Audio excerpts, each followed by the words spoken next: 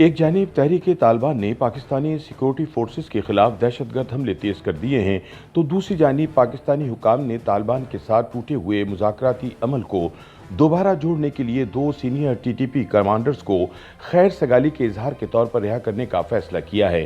باخبر ذرائع کے مطابق ٹی ٹی پی کے 2 سینئر کمانڈرز کو حکومت اور تحریک طالبان میں ثالثی کا کردار ادا کرنے والوں کے حوالے کر دیا گیا ہے تاکہ انہیں رہا کر کے تحریک طالبان کی شرط کو پورا کیا جا سکے۔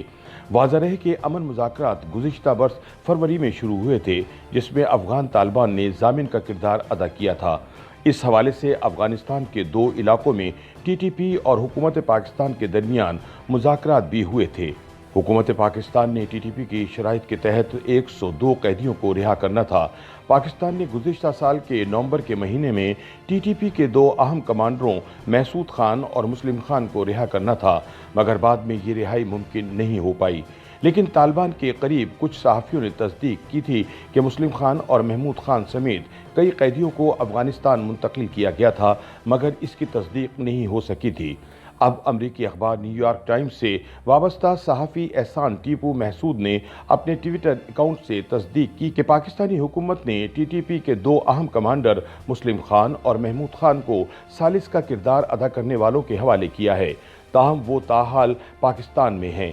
انہوں نے کہا کہ دونوں کو ابھی افغانستان منتقل نہیں کیا گیا اور مذاکرات میں کوئی پیش رفت آنے کے بعد ہی ان کو حوالے کیا جائے گا۔ تاہم یاد رہے کہ پاکستانی حکام کی جانب سے تحریک طالبان کے کمانڈرز کو رہا کرنے کا فیصلہ ایک ایسے وقت میں سامنے آیا ہے جب تحریک طالبان نے پاکستانی سیکورٹی فورسز کے خلاف دہشت گردی کی کارروائیوں میں اضافہ کر دیا ہے۔ اعداد و شمار کے مطابق اپریل 2022 کے دوران عسکریت پسندوں کے حملوں میں 24% اضافہ ہوا۔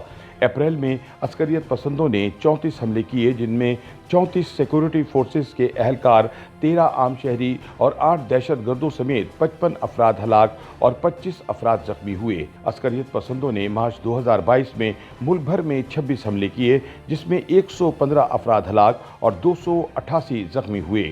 گزشتہ ماہ زیادہ تر حملے سابق فاٹا کے علاقے میں ہوئے۔